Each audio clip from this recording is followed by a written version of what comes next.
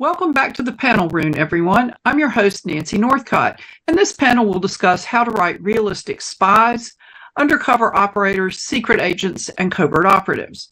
And I'm going to start by asking the panel to introduce themselves and tell us a little bit about their interest in writing these particular fields. Jay, will you start?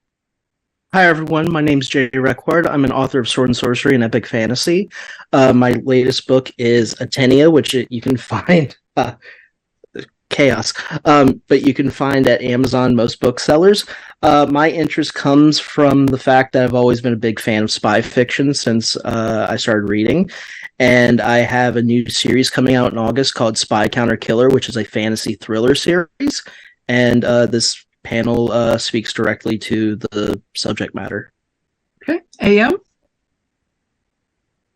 Hi, I'm Am Giddings. My most recent novel is A Shower of Embers, and it's available from Amazon. And I've just always had an interest in spycraft, tradecraft, and actually was in the Soviet Union in 1988 and got to experience some of it in real life. So, Okay, Jenny? Hi, I'm Gini Koch. I write the Alien Captain Kitty Cat series through Dog Books. I also write under a variety of pen names and in every length and genre. And I love spies and assassins, and I managed to shove them into almost everything, certainly every series I'm writing. So, love them. Ari?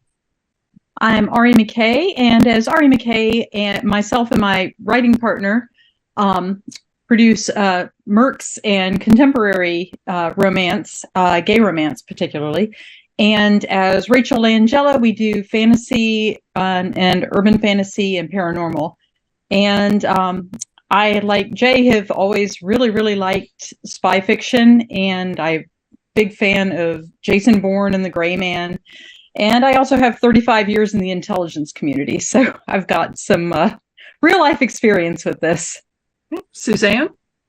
I'm Suzanne Ferrell, and I write romantic suspense, but recently I've done 3 books with World War II spy chasers. And it's kind of been set right before America enters World War II, right before Pearl Harbor. And then up until I think the 5th book of the series will be around D-Day. So I have 2 more to go. And this is Cornered, and it just came out this last month. So it's the 3rd book, and I don't know if you can tell, but we are in North Africa for this one. I love spy movies. I have a thing for Ludlum. I've read everything he wrote before he passed away. Even hooked my son on him. And another favorite is John Le Carre.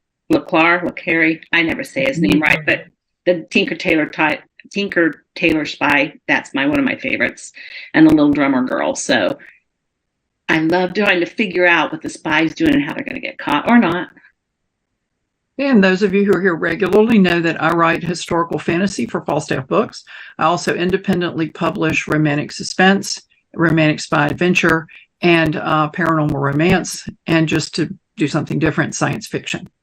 So let's start with discussing where we go with this topic, because the title of the panel is Writing Realistic Spies, Covert Operatives, etc. So what's our yardstick for realistic? Is it a yardstick that says people who have done this kind of work would look at it and go, oh, that's spot on? Or is it the yardstick that says people who have been conditioned to this by reading thrillers, watching spy movies and TV shows, spy comic books, love James Bond, etc., would consider it realistic and believable? So where are we going to go with that, and what angle are you coming at it from? AM, will you start? For me, it's like, spy fiction is to build suspense, and that realistic spies, if you're a good spy, you blend in, you don't stand out. So that's kind of counter to what you want in fiction. If you stand out as a spy, you get noticed and caught, usually is what's going to happen. Like for James Bond, the way I see it, he's kind of the person to draw attention while the other real spies are working in the background and doing their job. Okay. Jenny? I fall under the Mission Impossible movies from my jam side of the house. I mean, keep in mind, I'm writing in genre. I'm writing about aliens that look like supermodels, undeads that are a part of a police force to protect the world, space pirate in the far future. You already have to take that leap in almost anything of mine you're reading. So I don't think anybody cares. I've never had anybody say, wow, that assassin who can go invisible, he's not realistic. Okay, they love this character.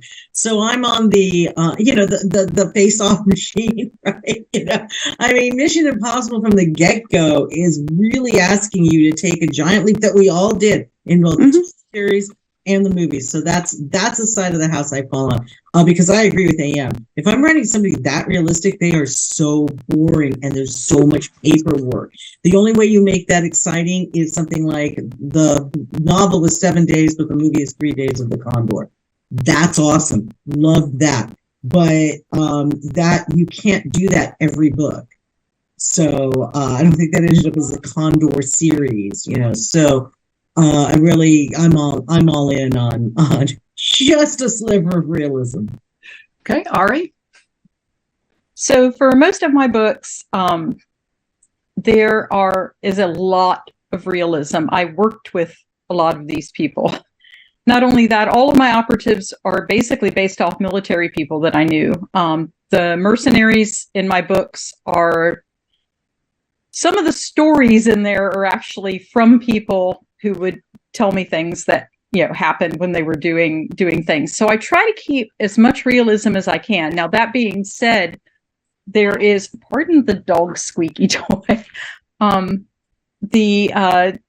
there has to be, in order to advance a story, and especially since all of mine is always has a romance involved in it. I mean, let's face it, most of these operatives are out doing solo things. Not everybody gets laid every single thing like James Bond. I mean, James Bond would be dead. I'm sorry. Somebody would have taken him out.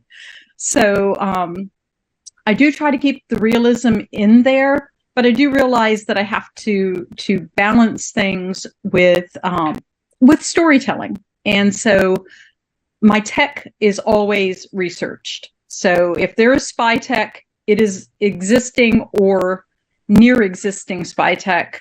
And then, I try to go from there to further the story. But I think that, as Ginny has said about, the readers aren't going to necessarily know or need the full, gory details of how all this works. But it's just my own personal situation where I feel like I have to be true to the people that I know who actually worked in the business. So I would not like to do things. And as much as I absolutely adore Mark Greaney and the Gray Man, some of that stuff is just so far out there, it's not even funny. But yeah, so that's me. Suzanne? I kind of have to come at it from the historical perspective, at least for these books. So I have to figure out what was available for characters, what kind of weapons they had, what kind of explosives they might have, how they're going to fit into their environment to find out the information, and what the surrounding area is, because it's not just a spy. They're like having to move through this terrain, usually some kind of action thing going on. What I find is I also write romantic suspense, and so I have to do a lot of background for technical information there too. I did a book where I literally wired an entire operating room to blow up. And I didn't want anybody to actually be able to do that. So, you sit and go, okay, how can I make this sound realistic, but not tell anybody exactly how to do it? And I think that's kind of a responsibility you kind of sort of have to think about and back off from all its really neat details that you get and go, okay, I can't do that. So for me, that's what works within the realms of what my characters are accomplishing, and how they're either going to stop something or rescue somebody. So that's sort of where they're at with those. Okay, Jay? So I come from the school of Tom Clancy. There's a certain amount of like technical realism he tries to jam in there, even though there's kind of all this high action fantasy included. And kind of going off of what Ari said, when it comes to characters like James Bond, the fantasy is the idea that an operative like James Bond survives every mission, because truly the kind of agent he is expendable. The realism that I try to bring to my fantasy world is that I take kind of the spy tech that, like Ari, I try to research and get right, and try to reimagine it if sorcerers were coming up with it, or magicians or magic users were using it. There's dragons and elves and everything like that. But the thing that I try to get in terms of realism, because I have 2 readers, including a beta reader, shout out to P.D. Thornton, they actually work in the service currently, and they're always very vocal about what I get right and get wrong in their eyes. So I kind of have to hit a certain standard. The thing that I try to nail is that, especially within like clandestine services, not everyone is an analyst, and not everyone is a killer, and not everyone is an assassin, and not everyone does this. Some people just collect the trash and make sure that the trash gets deposited in a very specific location. And as long as they do that, they just keep their job and they keep going on with their days. Like, no one ever knows who they are. They're just a random janitor. So I kind of try to nail that diversity that, there's all sorts of different sort of spies and operatives, but not all of them are killers. Not all of them are like these high action stars. Some people are literally just sitting at a desk all day, in the midst of doing nothing, when in fact they're changing the outcome and fates of empires and civilizations. Well, my interest in spy stories started with the very contradictory worlds of The Man from U.N.C.L.E. and Get Smart. And so what I took away from both of them was an enjoyment of gadgets. And so I also like to look up gadgets and see if the gadget is workable. But sometimes I'll take it like another step if it seems to me believable that the gadget I found online could have the next level of capabilities. I think if you get too far out there, it suspends disbelief. And even if it's an actual working object, that you can't get too far out there, because readers will you don't want to pull them out of the story, is the worst thing.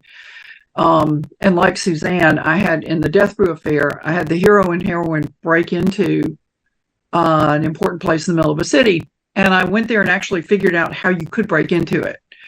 And then I thought, perhaps we don't want to share that with the world. Perhaps it would be better to make up something that totally would not work and just use that in the book. And that's what I did. So, but AM, did I get you for this question? Have you already answered this question, or did I skip you? No, I answered it early, I think, first. Yeah, she was okay. Yeah. All right. Well, then let's move on to, is there anything that you particularly enjoy with research? Where do you turn for research into how to write these stories? Jenny? Oh my gosh. The research rabbit hole. Is there ever a time when research isn't great? Again, because of where I fall on the entertainment scale, I am actually, the Mission Impossible movies. There probably isn't a spy movie I've missed. There might be, but I love them. And I like the level of thriller where I know, my good guys are going to make it. When I'm shooting for something realistic, I honestly go back to 3 Days of the Condor because of how it was set up and how that went. It was very exciting and very interesting. And I think that movie still holds up today, and I know the book still does as well. So research like that, it's more along the lines of, getting my characters right. Is my pacing good and all these other things. Otherwise, I don't know if you can see behind me, but I've got, a million books on how to kill people. I constantly have a little note, NSA, I'm an author, please don't come and arrest me. And beyond that, I just think, it's what's fun, what works for your series and your characters. I think it's going to be a little different for everybody. But yeah, I'm big on the let's watch Tom Cruise go save the day again in an impossible manner.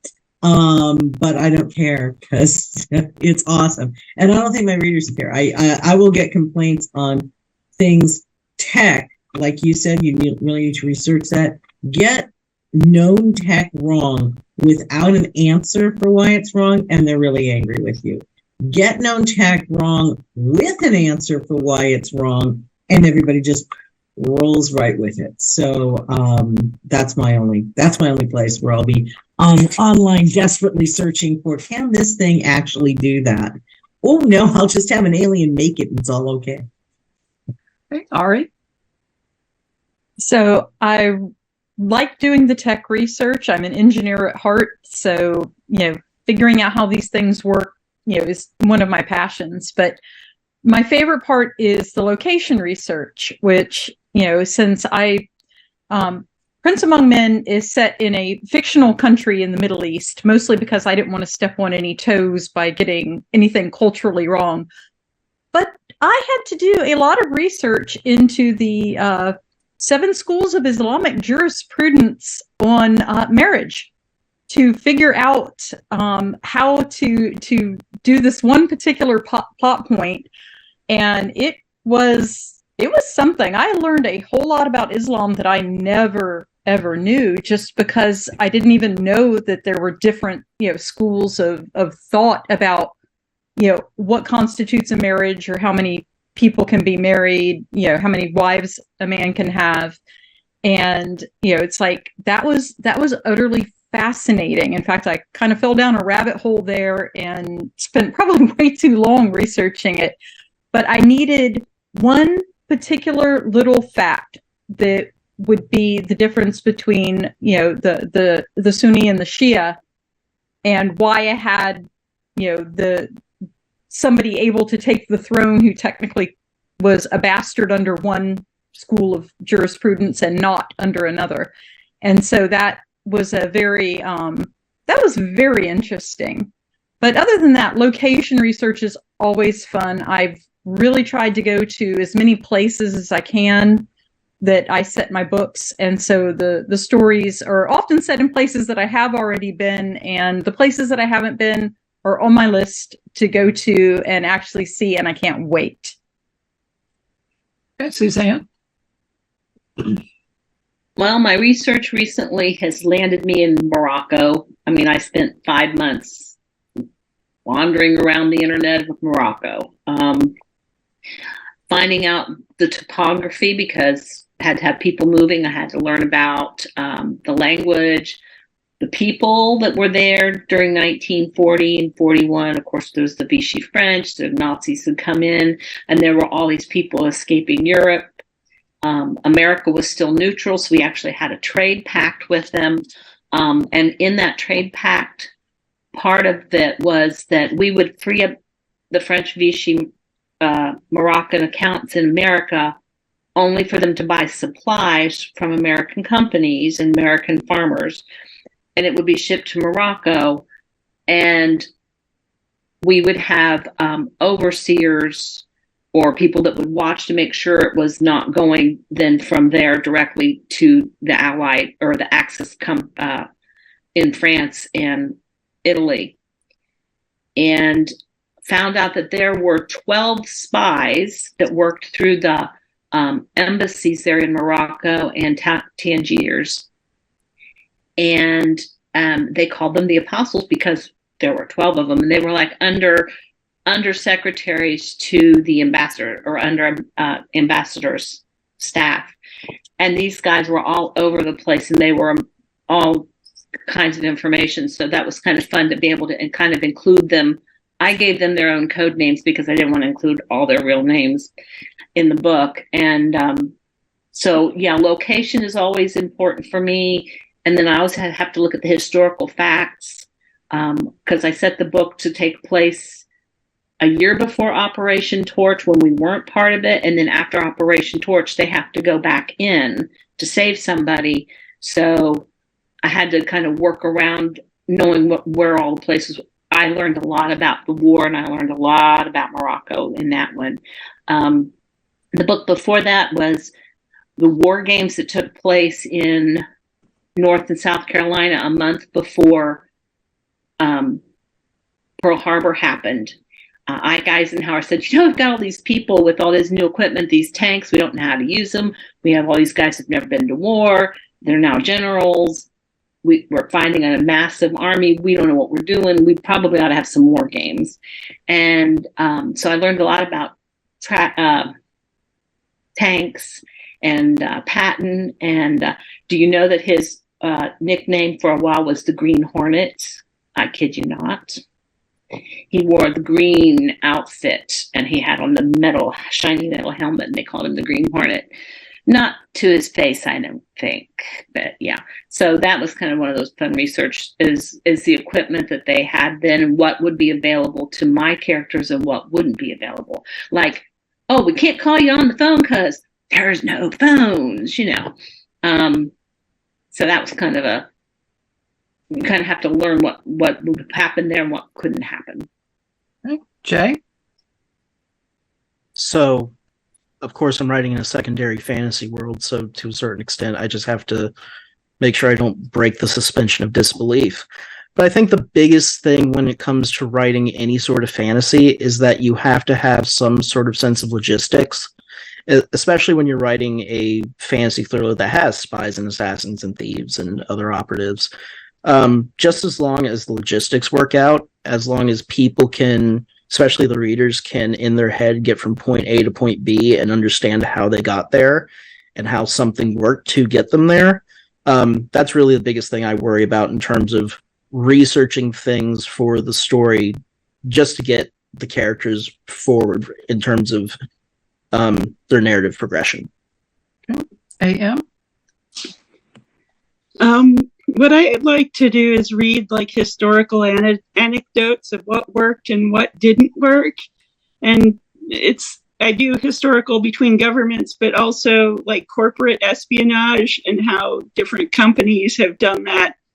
I've looked into like social engineering techniques, how to get past security without like cards or anything, how to just bluff your way past, which does actually work quite effectively. And like I said, mostly I went to the Spy Museum a few times up in DC to look at their gadgets and see what worked there, what didn't work, and extrapolate from there. But usually if I'm doing a spy character, they're fairly low-key in my stories. They blend in, they kind of ease their way through rather than make a lot of splash, because I tend to write them, like I said, slower burn, I think, rather than a big flashy character. Yeah. For me, once I get the basic tech down, what I'm going to use, and the plot, then there's a question of location research. Mm-hmm. And 3 of the romantic suspense books are all set in the same place on the Welsh-English border.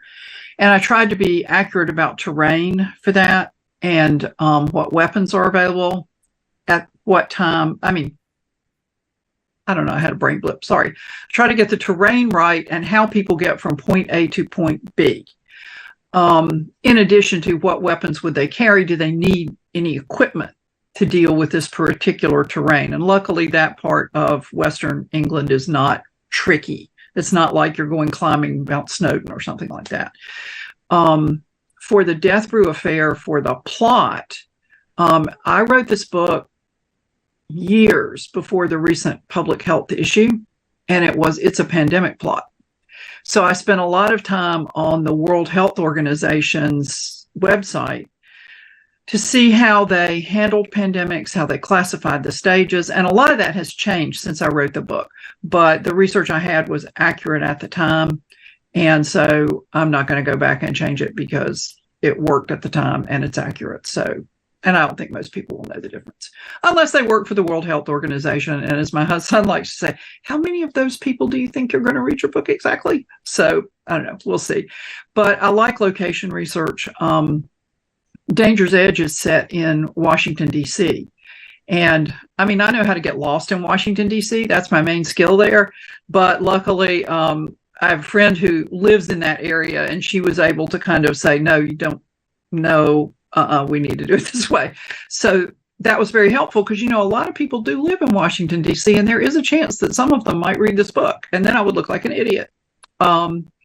So I also like historical accounts, as AM mentioned. I recently read A Woman of No Importance by, I think it's Sonia Purnell, and she wrote a biography of Virginia Hall, who was one of the most successful operatives for Special Operations Executive and the OSS in occupied France. And she had lots of close calls. And so just reading her story and the issues that she had in setting up networks, thought those issues would transfer to problems today because they're at the root of people's attitudes. Who's going to be in charge? Who's going to make the plan? Who's going to hold the money? And so it was kind of nice to be reminded that even though I'm writing a contemporary story, there's no reason that those issues can't come up down the road. So that's kind of what I do to get ready for it. So when you are starting a story, or if you were to start a new series, what's your starting point for deciding what kind of operative or operatives you're going to use? Ari, will you start? So it kind of depends. So the whole Herx Merx series started from a character who just came into my head, and it was like demanded that his story be written. So it wasn't like I was actually given a choice. It was like, he like literally stepped up, and I had the whole character's background. I don't even know where it came from to this day. It just like popped into my head. And so, and since the character owns the security company that all the mercs work for, it just was kind of like a progression. A Prince Among Men, I started, this is actually the first book of a series, and I decided that it's usually what inspires me. So I have loved The Gray Man. I won't talk about the movie. We will not mention the movie. Since I read the very first book when Mark Greaney wrote it, and so I wanted to do something that was an operative that was kind of an homage to that, but set in, an MM universe. And so that's where that came from. A lot of inspiration for like specific plots will be on current events. That's one of the lovely things about writing contemporary. If something cool happens in a part of the world and you're like, ooh, I could turn that into a whole book plot. So, I think that like when I write fantasy, it's much more internal. It's much more driven by, having an idea or a thought or just something that pops into my head. But I would say with the contemporary stuff, a lot of it is based on things that I see happen in the news. And it's like, oh, I can make that work. That will actually be a great plot for a book. So and in that, and in that case, the plot kind of informs the character about, ooh, I need an operative, I need a spy, I need an engineer. There's that's where that comes from for me. Okay. Suzanne? With what I'm doing right now, when I first set up the Neptune 5 series, I got suckered into a project that failed with somebody else, and I was supposed to write a pirate book, and I'm like, I don't write pirate books. And I thought, well, okay, how can I connect this to my books that I do have? And I decided to, what if I made my hero a modern day or a more modern day pirate pretending to be one, or a guy pretending to be like a smuggler, which would be a more modern day pirate. And then if I set it in right before World War II, what's he smuggling and where's he working? And I learned just researching America right before World War II, the spies that we had come over from Germany, which quite frankly the ones that they caught, I wasn't too impressed with. So if they had some others that they didn't catch, they were pretty good, because ones they caught were like, okay, we caught you. You're going to tell me everything, and they do. But they would land some of them on the west or the east coast there, especially North Carolina. I found out that they had blown up all of these, or they had the submarines were like in a trench there off of the Outer Banks. There's where it drops off, and they kind of just hung out there, which like blow up American ships as they were coming out of this newly developed shipyard. It was an emergency shipyard that was built in Wilmington, North Carolina, which is a real thing. And so my brain goes, well, what if they try and send somebody over to blow it up? And of course, there we go. And that's where the story started. Of course, he couldn't be on this fishing trawler by himself, so he had to have a team. Gave him 5 guys, and oh, well, that gives me 5 stories. And so that's kind of where we're at with that. So I kind of know who my guys are, but they're all different. You know, there's the leader, there's the second in command, there's the young spunky kid who's a scout. Then there's the old kind of experienced sailor who's there, actually knows how to sail. And then I got this guy, the next book is going to be Boston. He's from Boston. I have to do a Boston action stunt, so I'm going to have to work on that one. But the poor man can't start a sentence without cussing. So, you know, they're all a little bit different. But that's kind of where I went with that is you have this core team, and we keep moving them through this early part of the war of where they're going to be and how they're going to get in and get information, because America's trying to stop information or trying to stop sabotage at the beginning, and by the end of it, they're trying to get information to help the war effort. So that's where I'm going with it. Okay, Jay?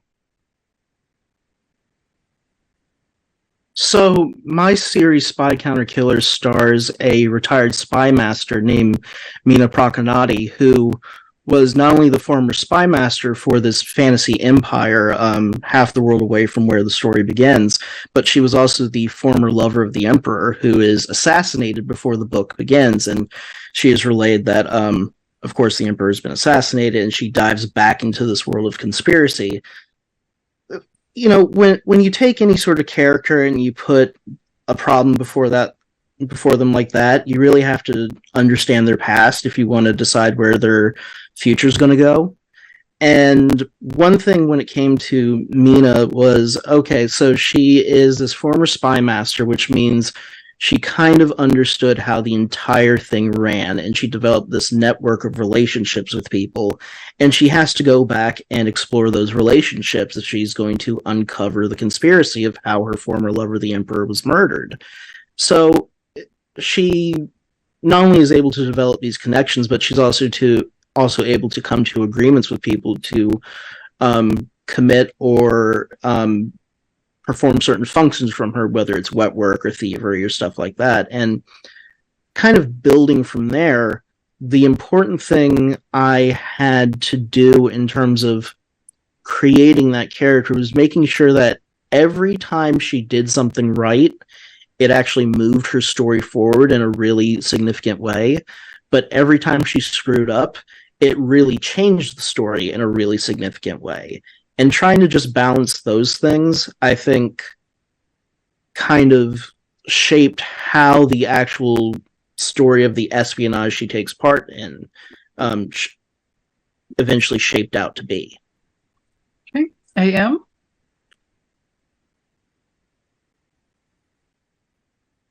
Sorry.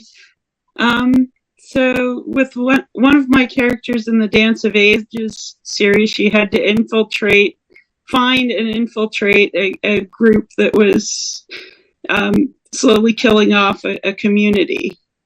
And to do that, she basically pretended to be a drug addict, which is somebody who would be ignored and, that way presented as a victim to get through the front door. One of my other characters, just like, as I mentioned earlier, is just use social engineering. So for me, when I do it, it depends on what the plot needs. The one that used social engineering, she was a corporate spy.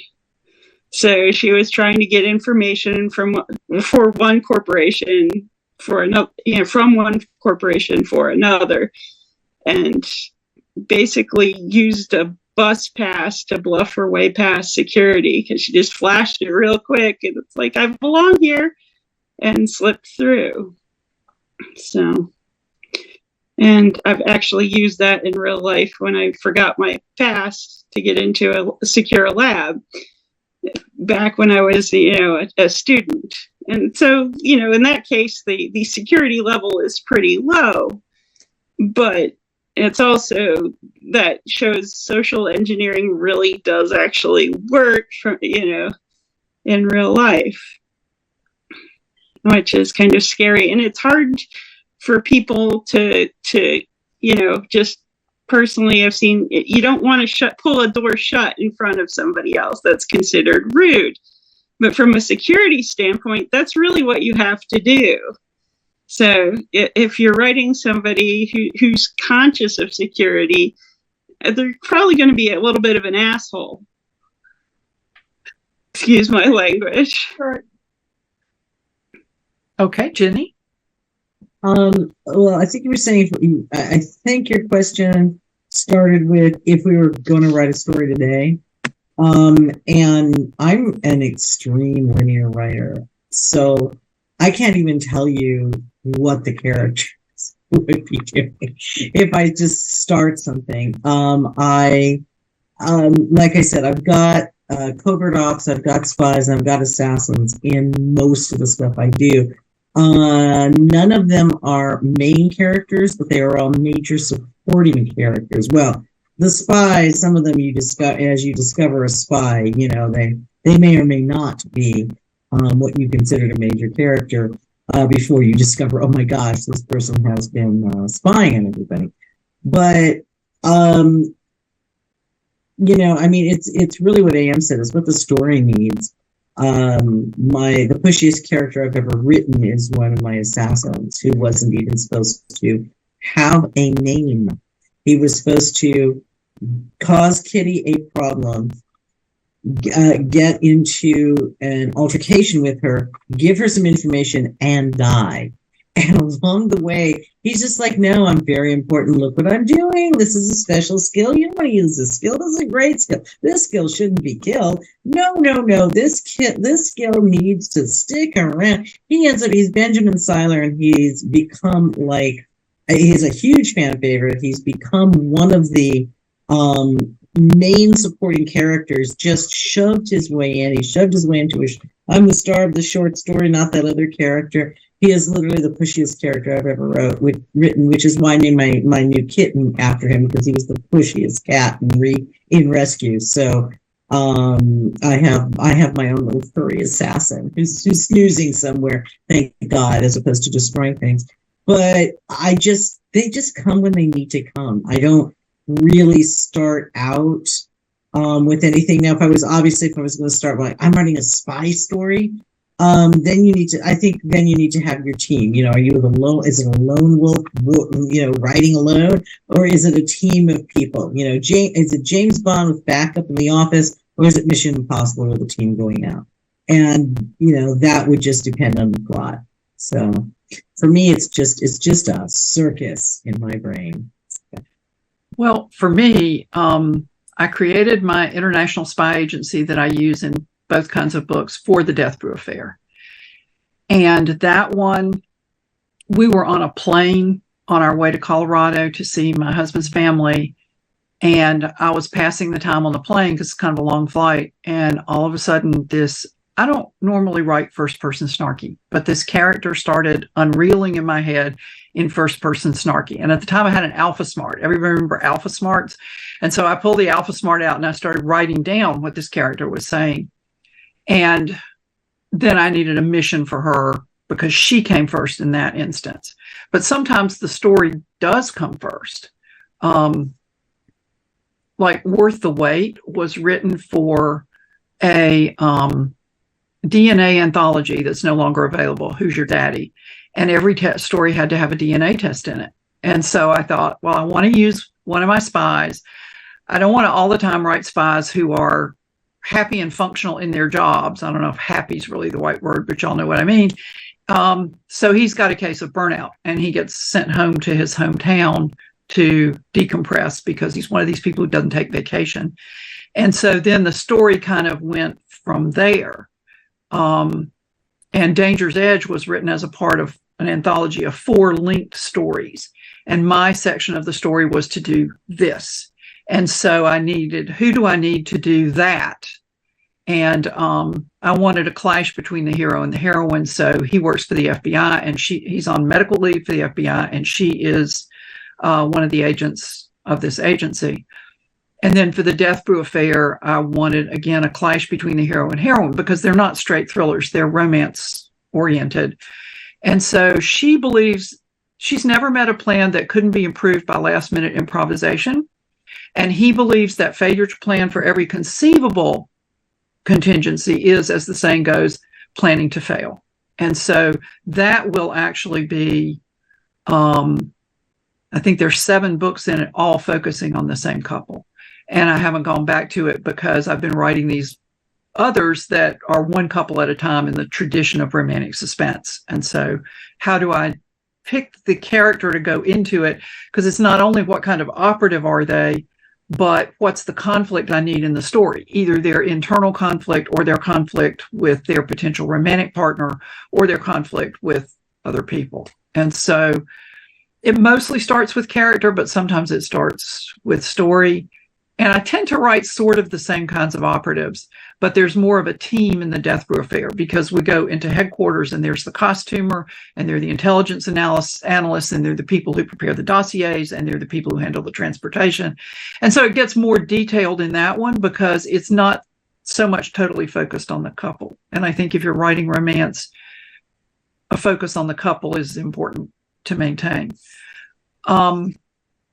Without naming names, what are some things that you have seen in television, movies, and books that struck you as, oh no, that never, no. So that's why I said without naming names. Suzanne? Well, I have to come at this a different direction, because my background is in nursing. And you may have heard this story before, Nancy, but I was reading a book by a person who I adored her books. And the first thing that happened was this person is attacked in their laundry room. The attack in the laundry room takes 2 solid pages. You can get through my laundry room in 2 steps. So this is a massive laundry room, is all I can imagine, that it takes 2 pages to describe this attack on this person in their laundry room. And then the second part of the book was this person wakes up in the hospital, and she knows that somebody from an agency is coming to interrogate her, and she can't afford for them to talk to her. She can't blow her cover by talking with them. So she decides to escape, and she looks out her room, and she hears the elevator coming from her left. And on the right, and she's pretty sure these operatives are on that elevator. To escape them, she's going to go out. The stairwell is right next to her room, and she's going to go down the stairs. Except she's still in patient gown, and she's still attached to an IV. So she's taking this metal IV pole, and she's going down the stairs in a hospital. And this is what a nurse would hear. Ka-clang, ka-clang, ka-clang, because they're not quiet, and they're all cement. So you've got metal on cement. So she's not going to escape that way. And hospital stairwells are not like in businesses where, everybody uses the elevator. If you need to get something to the lab and somebody's putting a gurney on the elevator, you're flying down the stairs. So people are going up and down the stairs all the time in stairwells. So you're not going to escape very quietly that way either. So that book never got finished. I just couldn't. It was like, I can do a lot of medical stuff and kind of ignore it, but that would have taken 2 seconds talking, well, to me. And I would have said, this is what you would hear. You're going to have to think of another, at least get her off the IV pole before she goes out and put clothes on her. Didn't do any of that. So, okay. Jay? So I already mentioned an author who had several best-selling international titles to his name. Well, at one point about, God, it's been a long time, so I won't date anything, but a long time ago, back when cybersecurity and cyber warfare were relatively new things, there was a lot of fascinating things that were done in the course of trying to solve narrative challenges, including at one point a hacker sending a piece of code to another rival hacker's computer, which, without any sort of charge or explosion or anything to really cause the monitor in front of the hacker to explode, just bursts apart and kills the rival hacker. Just the silliest thing in the world, if you stop and think about it. Absolutely no reality. Hacking into cybernetic implants in people's heads, that doesn't work the way people think it does. Let's see.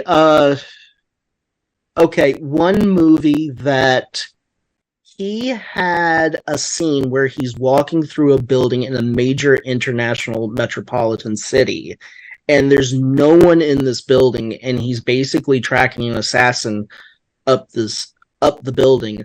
The thing is, like, most major buildings in most international cities are used on a regular basis. They have security all around. People are using the stairwells. There's always cleaning staff. So the character basically kills another operative and throws them out the window, and no one's around to see it. And that to me was always a moment for a laugh track to a certain extent. AM? So for me, I have a microbiology background, and one of the plot points was they had this bomb that would release the 1819 strain flu. And they're like, what do we do? What do we do? And I'm thinking, just get a bucket of bleach, upend it in the bleach, you'll be fine. So, it's most biologicals can be taken care of with a good thing of bleach. So for me, it's like I see that and I'm like, if it's contained, you're fine. The problem is if you get something that gets into the population, then it's a problem. But, so that just kind of hit me wrong. And it's usually stuff like that, just common sense things that you'd think you'd see it, and it's like, but why wouldn't you just do X? There's a lot of little things. That one was the one that sticks in my mind, but I think this same show had another episode later with another biological, and I'm going, just bleach it, please. So, yeah. Okay. That's what it is for me. Oh, I'm sorry. I didn't mean to cut you off. Are you? No, it's okay. Okay. Jenny? Well, I'm with Jay on a certain movie that shall not be named. I was reviewing, I got every spy movie that year, and every spy movie, including one that there was like 6 critics and 2 guests in for the screening, was better than the movie with the blonde guy who's dreaming. And there was just like what Jay mentioned, but it was just the whole thing it just kept getting more and more ludicrous. And as soon as you hit the first ludicrous and it didn't recover, that for me was terrible. Most of the time, though, I have problems. It has nothing to do with spies or covert ops. It's always romances. Wow, just a normal conversation between 2 people. You could have figured this out. You wouldn't have a story. Couldn't we have different conflict other than you misunderstood me and I refuse to speak to you ever? I just go, oh, I can't handle it ever. I saw Sweet Home Alabama. I'm sorry. Okay, the movie where there's a successful blonde chick who goes home to the swamps and doesn't go right back to New York. Everything in that movie just made, it was like teeth on edge. I know it's beloved, and That's great. The actors are all lovely. The heart's in the right place. I just hate that. That for me, much more than any technical, you can tell me you have a super duper boober bomb, and I'm going to be like, okay, cool. It's that kind of movie. But no, in a romance, find a better reason other than we aren't grown up enough to say, you hurt my feelings. Please, please explain why you hurt my feelings. Or, hey, I saw you with another gal. Who is that? Oh, it's my cousin. Come meet her. She just came to visit. Right? I get it that you don't have a story. Find a better way. That's my complaint. Ari? Ari, you're on mute. Didn't want to go off mute. Sorry. There you go. So because I have such a background with an actual agency, I get really torqued off when people get that wrong. And unfortunately, a lot of it's I can't ever say anything about it, right? Because they can't know that they got it wrong. I mean, and there's really no way for them to know that they got it wrong.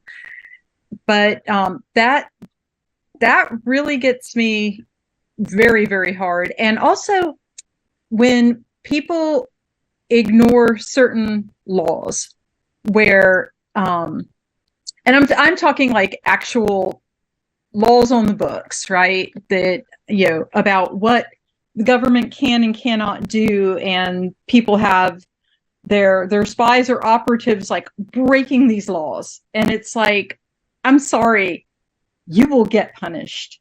There is actual oversight for this stuff. So when I see people just like, oh, well, we're just going to read somebody's email. What? Yeah, it's like, we can do that. It's like, no, you can't.